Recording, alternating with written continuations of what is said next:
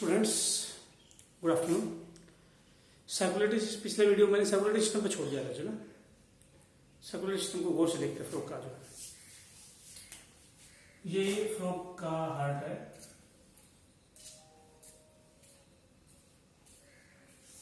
Fluke का ये heart है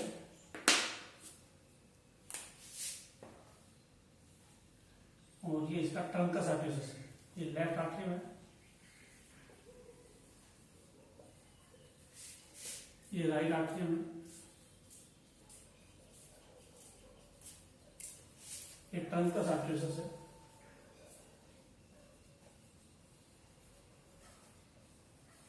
इसका दो पार्ट होते हैं, ऊपर वाले को बोलते हैं पिरेंजियम,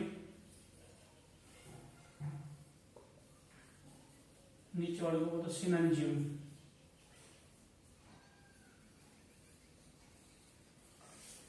ट्रंकस आर्टरियस फिसिस में नहीं मिलता है। इसका ऊपर वाला पार्ट है पिल एंजियम, नीचे है सिनेंजियम। और इससे दो ब्लड वेसल निकलती है, एक तो जाती है लंग्स को, लेफ्ट साइड में आ जाती है, और एक जाती है ऑर्गन को, ये यहां आ जाती है, राइट आर्टरी में आ जाती है।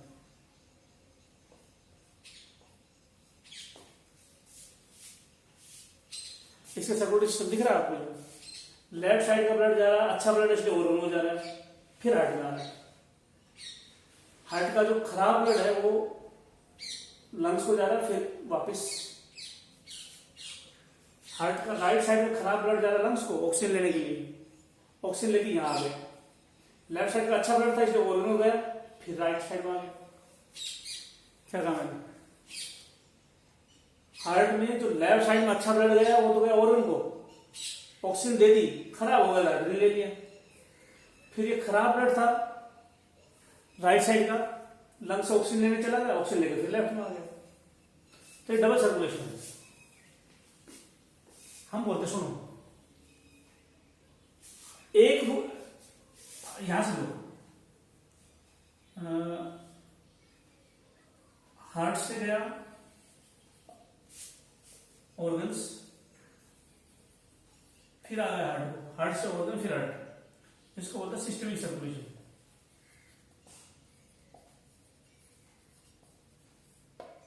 इधर हार्ट को गया लंग्स को, फिर आ गया हार्ट को, इसको बोला पल्मोनरी सर्कुलेशन।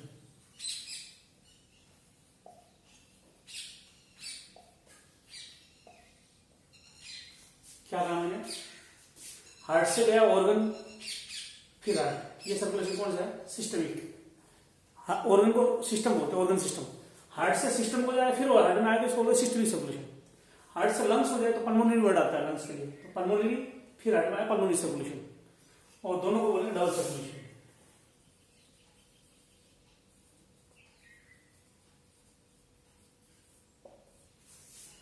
हार्ट से ऑर्गन फिर हार्ट, सिस्टमिक सर्कुलेशन। हार्ट से लंग वापस हार्ट, पल्मोनरी सर्कुलेशन, और दोनों को बोलेंगे डबल सर्कुलेशन। टेट्रापोडा में डबल सर्कुलेशन होगा ही होगा। डबल सर्कुलेशन लंग फिश में भी मिलेगा। लंग फिश है, उसमें भी लंग्स है, जहां लंग्स है वहां डबल सर्कुलेशन है, जहां लंग्स है वहां डबल सर्कुलेशन है। तो यहां लंग्स आ गया, गिल्स में सिंगल सर्कुलेशन है। हार्ट से ऑर्गन और गिल्स इकट्ठा ही देख के फिर वापस हार्ट में आ जाता था, तो इसको सिंगल सर्कुलेशन बोलते थे। जब रेस्पिरेटरी ऑर्गन को अलग ब्लड दिया जाए और बाकी के ऑर्गन को अलग ब्लड दिया जाए तो इसको बोलते हैं डबल सर्कुलेशन। रेस्पिरेटरी ऑर्गन को अलग ब्लड दिया गया, ऑर्गन को बाकी ऑर्गन को अलग ब्लड दिया गया, तो बोलते डबल सर्कुलेशन। और सारे ऑर्गन इकट्ठा एक ब्लड में दे देते तो सिंगल सर्कुलेशन बोलते। तो सिंगल सर्कुलेशन फिशिस के अंदर था, डबल सर्कुलेशन टेट्रापोडा में है। Amphibia, reptile, Aves Mammalia, double circulation. लेकिन मिक्स ब्लड सप्लाई हो रहा है ऑर्गन को, वेंट्रिकल में ब्लड मिक्स हो रहा है, ऑक्सीजनेटेड और डीऑक्सीजनेटेड मिक्स ब्लड सप्लाई हो रहा है।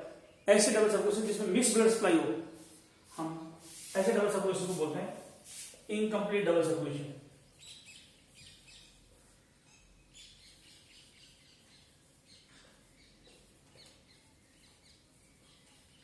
ऐसा डबल सर्कुलेशन जिसमें मिक्स ब्लड जाए ऑर्गन को तो हम बोलेंगे इनकम्प्लीट डबल सर्कुलेशन।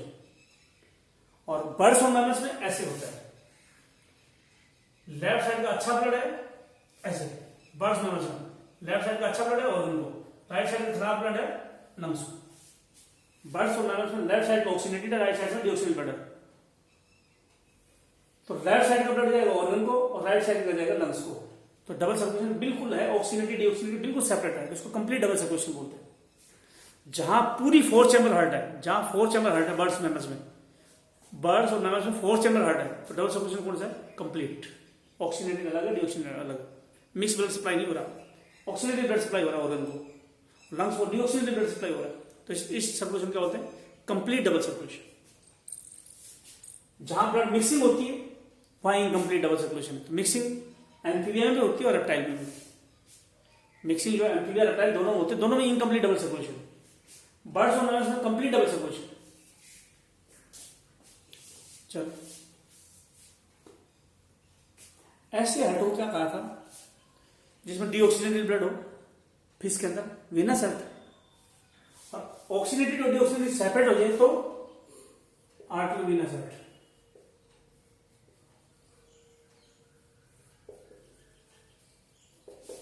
आर्टरी जैसा ऑक्सीनेटेड ब्लड लेफ्ट साइड में हो और राइट साइड में डीऑक्सीनेटेड ब्लड हो तो आर्टरीवेनस हार्ट बोलते हैं। तो आर्टरीवेनस हार्ट वहां होता है जहां चैम्बर 2 से ज्यादा होती है। लेफ्ट साइड में ऑक्सीनेटेड, राइट साइड में डीऑक्सीनेटेड, चैम्बर ज्यादा है तो आर्टरीवेनस हार्ट मिलता है टेट्रापोडा के अंदर। एम्फीबिया, रेप्टाइल, एवो, मैमल, इनमें आर्टरीवेनस हार्ट मिलता है। लेफ्ट साइड में ऑक्सीनेटेड, राइट साइड में डीऑक्सीनेटेड। तो आर्टरी विंग दोनों का ब्लड है तो आर्टरीवेनस हार्ट है। और जहां आर्टरीवेनस हार्ट है वहां डबल सर्कुलेशन कौन सा है? वहां डबल सर्कुलेशन, लेफ्ट का ऑर्गन, राइट को लंग्स। जहां लंग आ गया है, टेट्रापोडा में लंग आया है, जो एम्फीबिया, रेप्टाइल, एवोस, मैमलिया में लंग्स आ गया है, टेट्रापोडा में आ गया लंग, और लंग आते के साथ चैम्बर बढ़ गई ज्यादा, ऑक्सीनेटेड डीऑक्सीनेटेड हो गया सेपरेट, और सर्कुलेशन हो गया, हार्ट हो गया आर्टरीवेनस और सर्कुलेशन होगा डबल, चाहे कंप्लीट हो या इनकम्प्लीट हो। लंग्स आने के बाद टेट्रापोडा में लंग्स आया, लंग्स आने के बाद स्पेशल ब्लड सप्लाई लंग्स की रखी गई और उनकी अलग रखी गई, तो ऑक्सीनेटेड और डीऑक्सीनेटेड सेपरेट होने लग गया। जहां टेट्रापोडा में लंग्स आ गया, लेफ्ट साइड में ऑक्सीनेटेड, राइट साइड में डीऑक्सीनेटेड, और सर्कुलेशन कैसा बन गया? चैम्बर हार्ट की आर्टरियम या वेंट्रिकल बटने से आर्टरियम अलग होगी, लेफ्ट वाली अलग होगी, आर्टरियम राइट की अलग होगी, वेंट्रिकल लेफ्ट वाली राइट। आर्टरियम और वेंट्रिकल लंग्स आने की वजह से आर्टरियम भी बढ़ गई, वेंट्रिकल भी बढ़ गई, इसलिए ऑक्सीनेटेड डीऑक्सीनेटेड अलग अलग रख लिया और इसलिए डबल सर्कुलेशन आ गया। लेफ्ट वाला ऑर्गन, राइट वाला लंग्स, डबल सर्कुलेशन आ गया। और डबल सर्कुलेशन में भी कंप्लीट है या इनकम्प्लीट है वो डिपेंड करेगा मिक्सिंग हो रही है ब्लड की या नहीं हो रही। ब्लड मिक्स हो रहा है तो इनकम्प्लीट डबल सर्कुलेशन, नहीं तो कंप्लीट।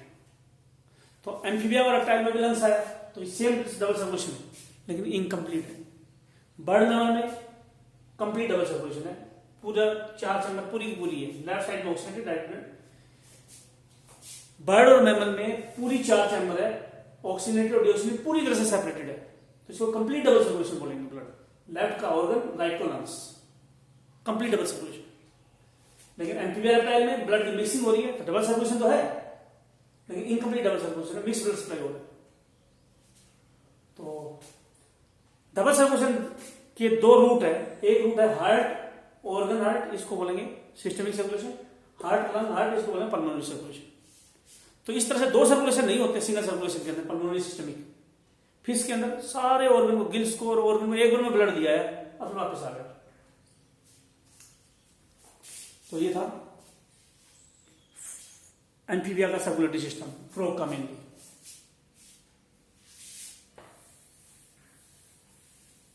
जबकि सलामेंडर में मिला है कैसा डबल सर्कुलेशन मिला है सलामेंडर के अंदर? सलामेंडर में मिला है हमारे को इनकम्प्लीट 3 चैम्बर, उसका डबल सर्कुलेशन नहीं बताता कैसा है कैसा नहीं है। चलो ये सर्कुलेटरी सिस्टम था। रेस्पिरेटरी सिस्टम, ये करने से पहले कुछ डाटा याद कर लो, रेस्पिरेटरी सिस्टम करने से पहले डाटा याद कर लो। एम्फीबिया नॉर्मली सी वाटर में नहीं मिलते हैं, normally amphibians are not found in sea water.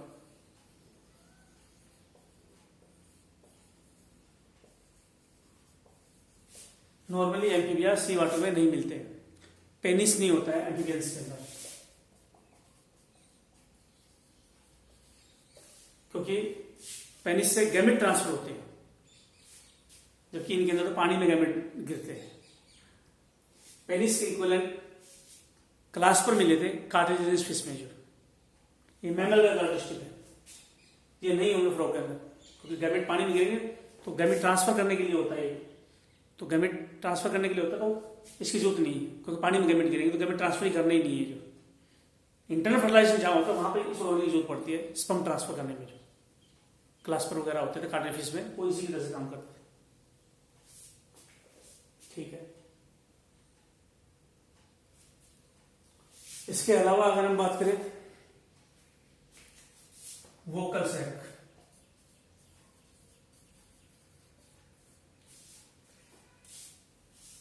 Turtle की आवाज सुनी है? अब बारिश का मौसम आ गया, पौंड के अंदर टर्टल की आवाज आती है, वो मेल कर रहा है फीमेल कर रही है?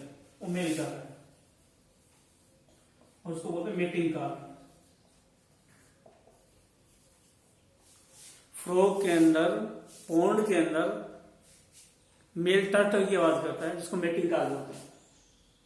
मेल फीमेल को कॉल कर रहा है, बुला रहा है, मेल फीमेल को कॉल कर रहा है, बुला रहा है, इसलिए इसको मेटिंग कॉल बोलते हैं। और ये आवाज किससे आती है? वोकल सैक से आती है। वोकल सैक से मेटिंग कॉल की आवाज आती है। वोकल सैक मेल में होते हैं, फीमेल में नहीं होते। आवाज इसकी बहुत तेज हो जाती है। और वोकल सैक जो है फ्रॉग में दो वोकल सैक होते हैं मेल में, टोड में एक होता है। मेल फ्रॉग में दो और मेल टोड में एक वोकल सैक होता है। और एक एनिमल, एक मेंढक ऐसा है हाइला, इसकी आवाज बहुत तेज होती है। हाइला जो है एक मेंढक है, पेड़ों में मिलता, बाद में कराऊंगा। हाइला एक ट्री फ्रॉग है, बहुत तेज आवाज करता है, क्योंकि इसका वोकल सैक बहुत ज्यादा डेवलप होता है। इसका हाईली डेवलप वोकल सैक, इसका vocal sac highly develop vocal sac है। इसका वोकल सैक बहुत ज्यादा डेवलप होता है हाइला का, जो ट्री फ्रॉग का, हरे रंग का फ्रॉग है हाइला जो। चलो, इसके अलावा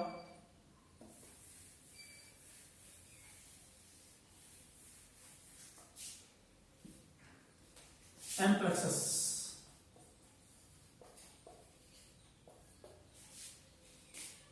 when male embrace female, it is called एम्प्लेक्सस। जब मेल फीमेल को पकड़ ले तो इसको बोलते हैं एम्प्लेक्सस। मेल फीमेल को पकड़ ले तो बोलते हैं एम्प्लेक्सस। और उस पकड़ने में उसके अंगूठे के नीचे एक स्पेशल स्ट्रक्चर है, जो अंदर वाली उंगली है,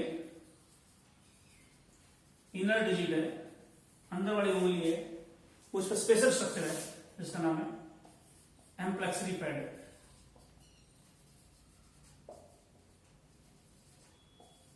और नप्शियल पैड।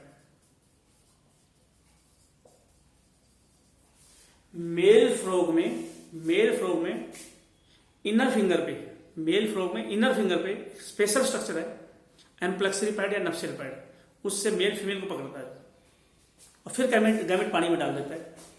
पानी में गैमेट जुट जाते हैं, पानी में गैमेट डल जाते हैं, पानी में गैमेट जुट जाते हैं, तो एक्सटर्नल फर्टिलाइजेशन। फिर भी एम्प्लेक्सस तो हुई है, मेल फीमेल अटैच हुए हैं, मेल फीमेल अटैच हुए हैं, तो मेल फीमेल अटैच हुए तो एम्प्लेक्सस तो हुई है, लेकिन पानी में गैमेट इसलिए अटैच हुए हैं ताकि मेल गैमेट फीमेल गैमेट नजदीक डल जाए और वहीं जुट जाए। दूर मेल दूर रहे, फीमेल दूर रहे, पानी में गैमेट डाल दे, वो जुड़ेंगे नहीं।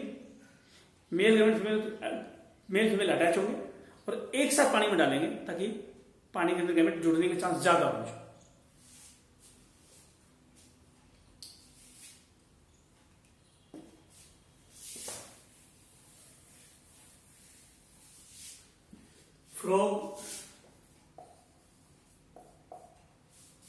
फ्रॉग जो है इसमें हाइबरनेशन भी होती है, एस्टिवेशन भी होती है। हाइबरनेशन को बोलते हैं विंटर स्लीप,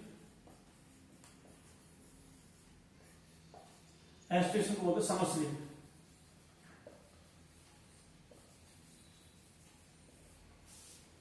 हाइबरनेशन को बोलते हैं विंटर स्लीप, एस्टिवेशन को समर स्लीप। गर्मियों में मेंढक दिखता नहीं है क्योंकि वो समर स्लीप कर रहा है, सो रहा है। जब कोई एनिमल गर्मी से बचने के लिए ऐसे एरिया में चला जाए जहां टेम्परेचर नॉर्मल है तो इसको एस्टिवेशन बोलते हैं। जब कोई ऑर्गेनिज्म गर्मियों में इनएक्टिव हो जाए, अच्छे एरिया में जाकर रेस्ट करे तो एस्टिवेशन बोलते हैं। सर्दियों में कोई ऑर्गेनिज्म ठंड से बचने के लिए कहीं एरिया में जाकर इनएक्टिव हो जाए उसको हाइबरनेशन बोलते हैं। फ्रॉग हाइबरनेशन एस्टिवेशन दोनों शो करते हैं, winter sleep summer sleep. Frog herbivores भी है, कार्निवोर्स भी है।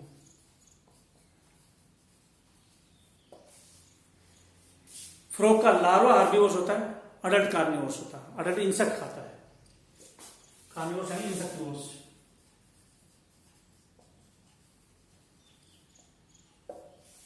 फ्रॉग का लार्वा हार्बीवोर्स होता है, अडल्ट कार्निवोर्स या इंसेक्टिवोर्स होता है।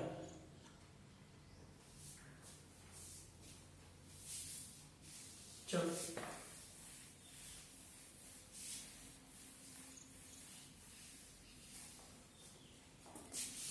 इसके अलावा फ्रॉग के अंदर रेस्पिरेटरी सिस्टम कैसा होता है?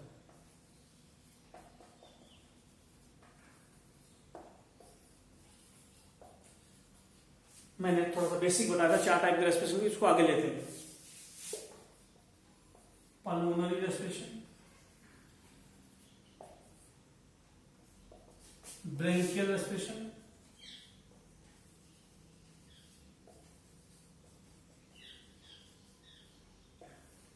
क्यूटेनियस रेस्पिरेशन,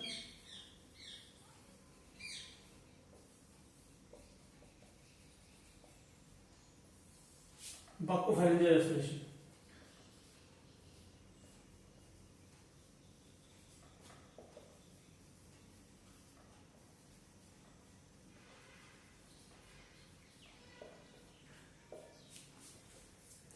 चार टाइप के रेस्पिरेशन।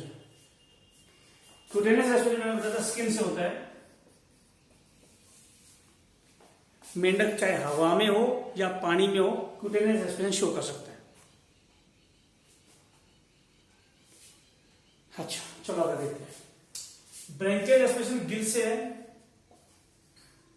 ये फाउंड इन लार्वा ओनली।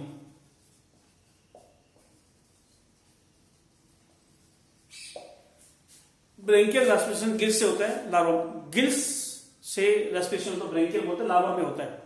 लेकिन कुछ जगह गिल्स अडल्ट में भी है, अडल्ट गिल्स जैसे नक्चुरस है, सायरन है, प्रोटियस है। इनमें 3 पेयर ऑफ गिल्स होती है, 3 pairs of external gills.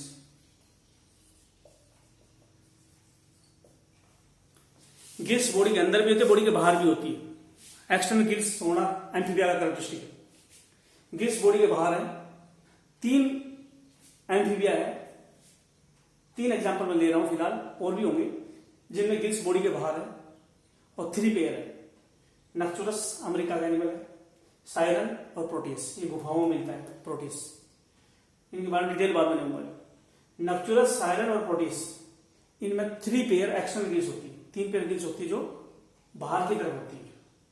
नक्चुलस, siren, प्रोटिस, 3 pair gills होती है जो बाहर की तरफ होती है। नॉर्मली गिल्स लार्वा के अंदर होती है। और इन एनिमल में रेस्पिरेशन कौन सा होगा? गिल्स है तो ब्रेंकियल रेस्पिरेशन हो गया। इन अडल्ट में ब्रेंकियल रेस्पिरेशन होगा, इनमें इस लार्वा में ब्रेंकियल रेस्पिरेशन होगा, गिल्स से रेस्पिरेशन होगा। तो ये लार्वा कैरेक्टरिस्टिक अडल्ट का नहीं है।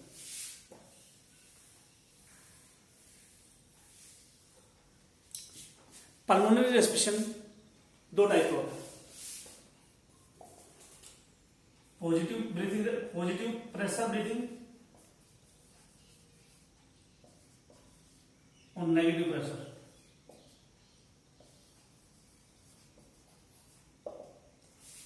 टेंथ में थोड़ा बहुत पढ़ा हो। हम खड़े हैं, हवा अपने आप अंदर जा रही है, क्यों जा रही है?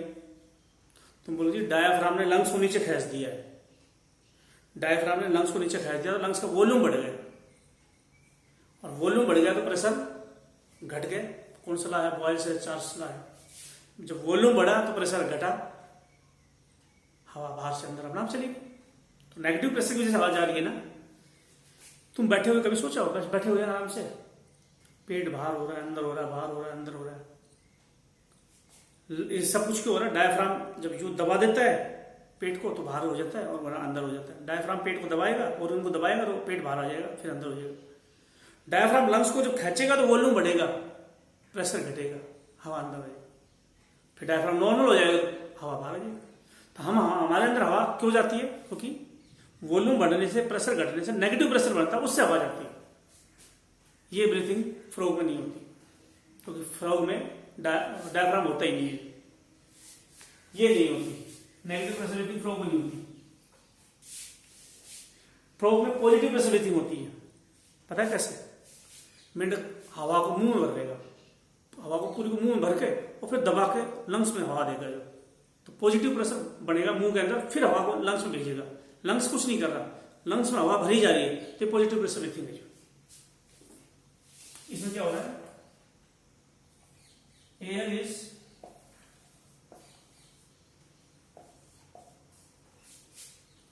एयर इसमें क्या की जा रही है? Is force in lung from buccal cavity.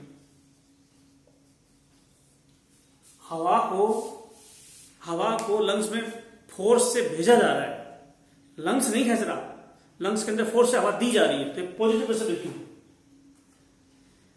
कौन सी ब्रीथिंग अच्छी होती है? पॉजिटिव प्रेशर ब्रीथिंग अच्छी होती है, नेगेटिव प्रेशर ब्रीथिंग होती है?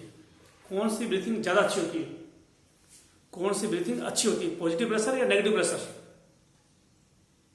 तो मैं बोलूंगा नेगेटिव प्रेशर। इसका फायदा, तुम बोले हम खाना भी खाते रहते हैं और हवा भी, सांस भी लेते रहते हैं। खाना भी खाते रहो और सांस भी लेते रहो, क्योंकि नेगेटिव प्रेशर लंग्स में बन रहा है, अपना हवा अंदर जाएगी। लेकिन पॉजिटिव प्रेशर ब्रीथिंग करोगे तो लंग्स में हवा रख लो या मुंह में खाना रख लो या हवा रख लो, एक ही काम करेगा। तो सांस नहीं ले पाएंगे अगर पॉजिटिव प्रेशर ब्रीथिंग है उस वक्त। खाना अगर खा रहे हो तो पॉजिटिव प्रेशर ब्रीथिंग नहीं पॉसिबल। हवा भरोगे तो अंदर जाएगी, तो खाना भर लोगे तो हवा थोड़ी भरोगे। इसलिए पॉजिटिव प्रेशर ब्रीथिंग की एक कभी कभी होती है, और इस ब्रीथिंग में जब खाना खाएगी रुक जाएगी। पॉजिटिव प्रेशर ब्रीथिंग रुक जाती है खाना खाने के वक्त, तो कौन सी चल पड़ती है? क्यूटेनियस तो चल रही है, वो तो स्किन से हवा अपना आप अंदर जाएगी तो CO2 बाहर आएगी, ऑक्सीजन अंदर जाएगी, CO2 बाहर आएगी। तो क्यूटेनियस रेस्पिरेशन काम इसकी हेल्प करेगा पॉजिटिव प्रेशर ब्रीथिंग को खाना खाने के वक्त। क्यूटेनियस रेस्पिरेशन हवा में चलता है, पानी में, दोनों में, both air and water. Cutaneous respiration चलता है हवा पानी दोनों में। पल्मोनरी सिर्फ एयर में चलता है, बकोफेरेंजियल सिर्फ एयर में चलता है।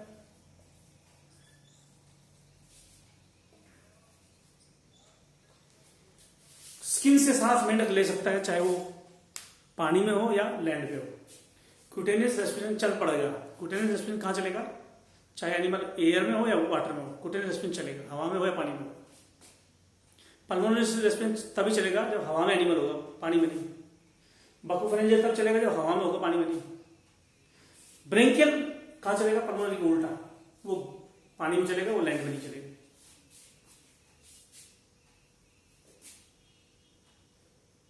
बकोफेरेंजियल रेस्पिरेशन में क्या होता है?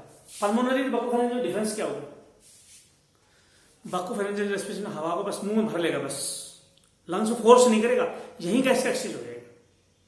बकोफेरेंजियल रेस्पिरेशन में बकल कैविटी और फेरिंक्स में हवा भर ली जाएगी, लेकिन फोर्स से लंग्स में नहीं भेजेगी, वहीं गैस का एक्सचेंज होगा बकल कैविटी और फेरिंक्स में। तो बकोफेरेंजियल रेस्पिरेशन होगा। कहां होगा ये? It occurs in buccal cavity and pharynx. Buccal cavity pharynx में होगा बकोफेरेंजियल। पल्मोनरी भी हवा तो बकल कैविटी फेरिंक्स में भरेगा, लेकिन वो लंग्स में भेज देगा फोर्स से। तो दोनों ही रेस्पिरेशन एयर में होते हैं, पल्मोनरी एयर में, बकोफेरेंजियल एयर में। इसमें यही गैस का एक्सचेंज होगा बकल कैविटी फेरिंक्स में, जबकि पल्मोनरी में लंग्स में भेजा जाएगा। कुटेनियस स्किन का है, हर वक्त चलता था हवा पानी में। ब्रेंकियल गिल्स का है, जो मोस्टली लार्वा में चलता है, कुछ एडल्ट में चलता है। तो ये एम्फीबिया का रेस्पिरेशन था। दो मसल है जो हेल्प करती है बकोफेरेंजियल रेस्पिरेशन में। दो मसल है,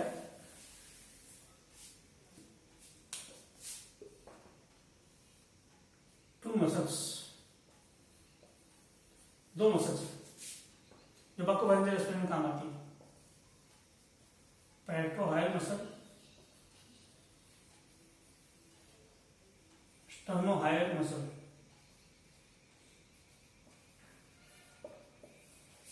ये दो मसल है जो बकोफेरेंजियल रेस्पिरेशन में काम आती है, पेट्रोहाइल और स्टर्नोहाइल मसल के नाम है, इस रेस्पिरेशन में काम है। नर्व्स कितनी होती है?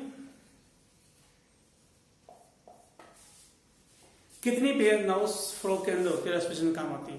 फ्रॉग में कितने पेयर नर्व्स होती है जो रेस्पिरेशन में काम आती है? Cranial nerve 10 pair, cranial nerve 10 pair,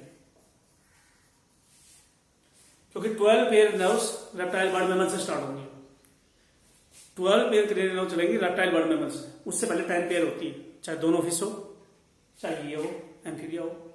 cyclostome में भी 8 से 10 पेयर थी, जो लगभग 10 के आसपास थी। साइक्लोस्टोम से लेकर मैमल एम्फीबिया तक 10 पेयर क्रेनियल नर्व्स, लेकिन रेप्टाइल बर्ड मैमल में 12 pair cranial nerves. Spinal nerve कितनी है? 10 पेयर। स्पाइनल नर्व भी 10 पेयर, क्रेनियल नर्व भी 10 पेयर। जहां से स्पाइनल नर्व अराइज होती है वहां पे एक स्पेशल ग्लैंड है, ग्लैंड ऑफ स्वेमर्डम। ग्लैंड ऑफ स्वेमर्डम है, is found at base of spinal nerves. Spinal nerves के बेस पे, स्पाइनल नर्व के बेस पे ग्लैंड ऑफ स्वेमर्डम है, कैल्शियम स्टोर करती है।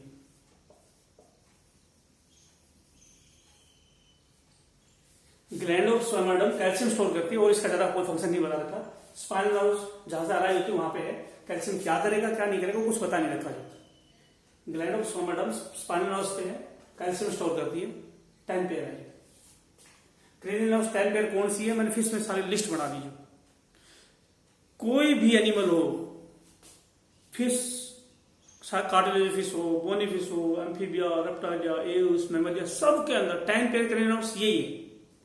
2 पेयर एक्स्ट्रा होंगी रेप्टाइल बर्ड मैमल में, उनके नाम बाद में बताऊंगा। 10 पेयर जो मैंने फिश में कराई वो सबके अंदर बता दो।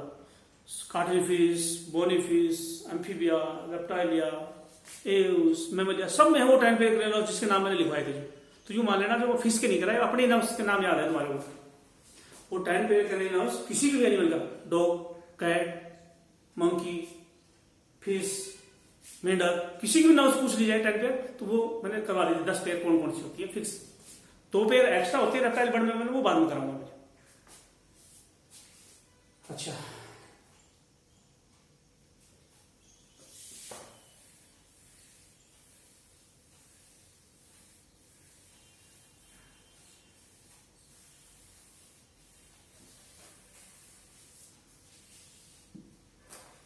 नर्व्स की बात कर रहे थे। अब हम लेते हैं डाइजेस्टिव सिस्टम।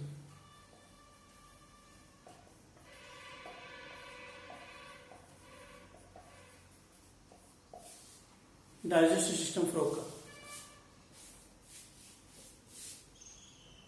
ये स्टमक है, ये कार्डियक पार्ट है,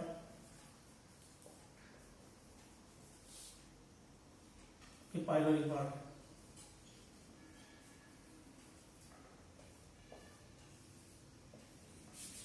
ये डुओडेनम है, ये इलियम है, ये रेक्टम है, ये क्लोकर है, और ऊपर वही पार्ट है इसोफेगस, छोटा हुआ तो, और टीथ। हमारी एलिमेंट्री ग्लैंड से कंपेयर कर लो। हमारे स्टमक के अंदर 4 पार्ट होते हैं। स्टमक के 4 पार्ट होते हैं, cardiac part, pyloric part, fundus of body,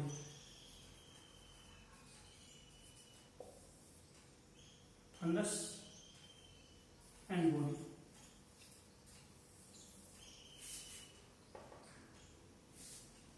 frog में स्टमक के 2 पार्ट तो थे, एक सेम है, कार्डियक पार्ट और पाइलोरी पार्ट। फंडस और बॉडी हमारे शरीर में होते हैं।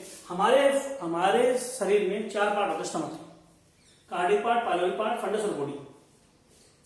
हमारे शरीर के 4 पार्ट है स्टमक के, cardiac part, pyloric part, fundus और बॉडी। मेंढक के अंदर फंडस और बॉडी होते नहीं, सिर्फ 2 ही पार्ट होते हैं, कार्डियक और पाइलोरी। अच्छा, हमारे स्मॉल इंटेस्टाइन के कितने पार्ट होते हैं? Small intestine, duodenum, jejunum, ilium.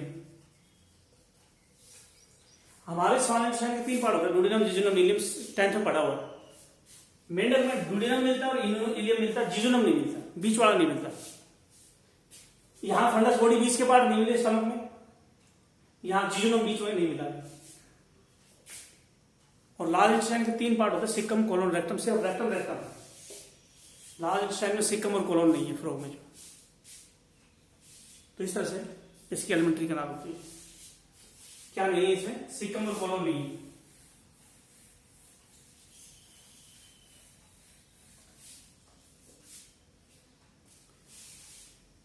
Frog की अगर मैं बात करूं, दांत कैसे होते हैं? Homodont, एंथ्रोडोंट, पोलीफायडोंट,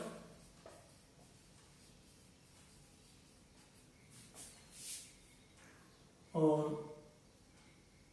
maxillary teeth, वोमेरल teeth.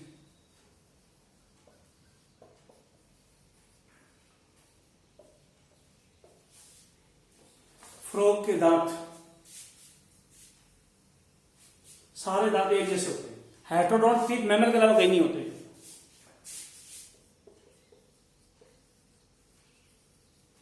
Heterodont teeth जो 4 टाइप के होते हैं, इंसिजर, कैनाइन, प्रीमोलर और मोलर।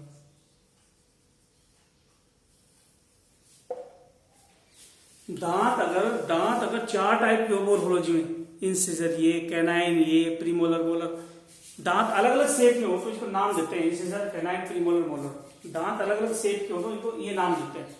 ये मैमल के अलावा और कहीं नहीं होते। ऐसे दांतों को बोलता है हेटेरोडोंट।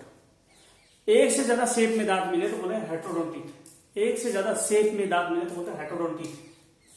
और 4 शेप में मिलते हैं हमारे अंदर।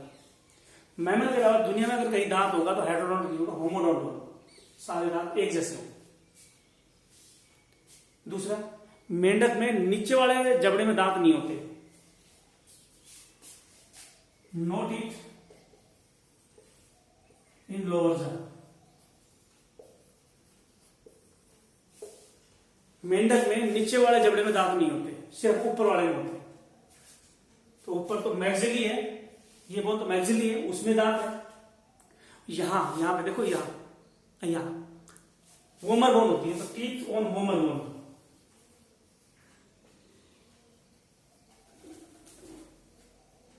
टीथ ऑन मैक्सिली, ये बोन मैक्सिली है, इनमें दांत है। यहां बोन होती है वोमर, वहां दांत है। मेंढक में दांत नीचे वाले जबड़े में नहीं होते, या तो वोमर बोन में होते या मैक्सिली बोन में होते। ये मैक्सिली है, इसमें दांत होते हैं, या वोमर बोन पे दांत होते हैं। यहां नहीं होते, नीचे वाले जबड़े में दांत नहीं होते, क्योंकि दांत सरफेस, बोन के सरफेस पे है, तो इसलिए बोले acrodont. Teeth on bone surface. दांत अगर बोन या हड्डी के सरफेस पे हो तो बोलेंगे एटरोडोंट, बोन के सरफेस पे। और दांत आए गिर जाए, फिर आ जाए, फिर गिर जाए, आ जाए गिर जाए, दो से ज्यादा बार आए गिरे तो क्या बोलते हैं? Polyphyodont. Teeth appear many time.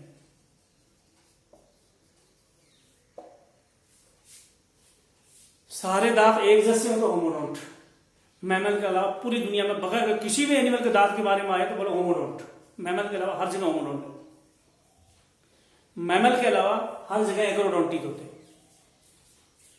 मगरमच्छ एक्सेप्शन है, जिसमें थिकोडोंटीथ है, वो रेप्टाइल में बाद में पढ़ेंगे। या स्नेक, लिजार्ड में भी प्लूरोडोंट होते हैं। मेंढक में एकोडोंट है, याद रखना। मेंढक के अलावा, मैमल के अलावा हर जगह पॉलीफाइडोंट दांत होते हैं। आते हैं गिरते हैं, आते हैं गिरते हैं। मैमल के अलावा सब जगह होता है। मेंढक में ऊपर वाले जबड़े में दांत है, मैक्सिली में टीथ है, मैंडिबल में नहीं। और वोमर बोन पे भी दांत है मेंढक के अंदर। फ्रॉग की टंग की एक खास बात है, जो मेंढक में जीभ पीछे से अटैच होती है, आगे से नहीं। देखो, नहीं सॉरी, हमारी पीछे से अटैच है, आगे से फ्री है। जीभ को हिला लेते हो ना, ऐसे से हिला रहे हो, पीछे से अटैच है, आगे से नहीं है। मेंढक में उल्टा है, मेंढक की जीभ आगे से अटैच है, पीछे से नहीं है। मेंढक की जीभ आगे से अटैच है, पीछे से फ्री है। तो इस तरह से हम बोलते हैं डाइजेस्टिव सिस्टम होता है।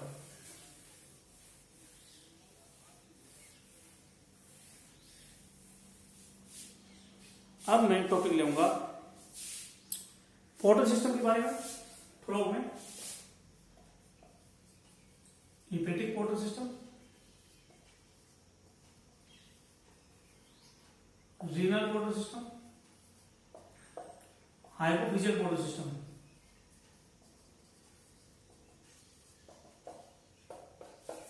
तीन टाइप के पोर्टल सिस्टम होते हैं। Hepatic portal system, renal portal system और हाइपोफिजियल पोर्टल सिस्टम। तीन टाइप के होते हैं। हिपेटिक पोर्टल सिस्टम ब्रेंकियोस्टोमा से लेकर सब जगह है। तो फ्रॉग में भी बताया था, इसके बारे में बता चुका मैं, अब नहीं बताऊंगा कि एलिमेंट्री कैनाल का ब्लड लीवर को जाता है, हिपेटिक पोर्टल सिस्टम बोलते हैं। ये सब में होता है, ब्रेंकियोस्टोमा से लेकर सब में। फिश, एम्फीबिया, रेप्टाइल, बर्ड में। शरीर के पीछे का ब्लड किडनी को जाएगा, रीनल पोर्टल सिस्टम कहा था, ये भी मैंने करवाया था। बॉडी का लोअर पार्ट से लेके किडनी को ब्लड जाए तो रीनल पोर्टल सिस्टम बोलते हैं। तो रीनल पोर्टल सिस्टम कहाँ है? पैरों का ब्लड किडनी को जाए। फिश एम्फीबिया में वेल डेवलप होता है, well develop in fishes and Amphibia. Fish Amphibia में well develop renal portal system होता है, बहुत डेवलप होता है। तीसरा पोर्टल सिस्टम, पता नहीं, दिनेश की बुक में तो लिया है कि ये पोर्टल सिस्टम भी मिलता है। फ्रॉग में, एम्फीबिया में ये पोर्टल सिस्टम नहीं मिलता है, हाइपोफिजियल में। अब क्या बताऊं कि गलत है या सही है? ऑप्शन में याद रखना, हाइपोफिजियल पोर्टल सिस्टम फ्रॉग में मिल सकता है। और इसमें कहां का ब्लड कहां जाता है? हाइपोथैलेमस जो है, ग्लैंड है, इसका ब्लड फ्लो करता है टू पिट्यूटरी ग्लैंड।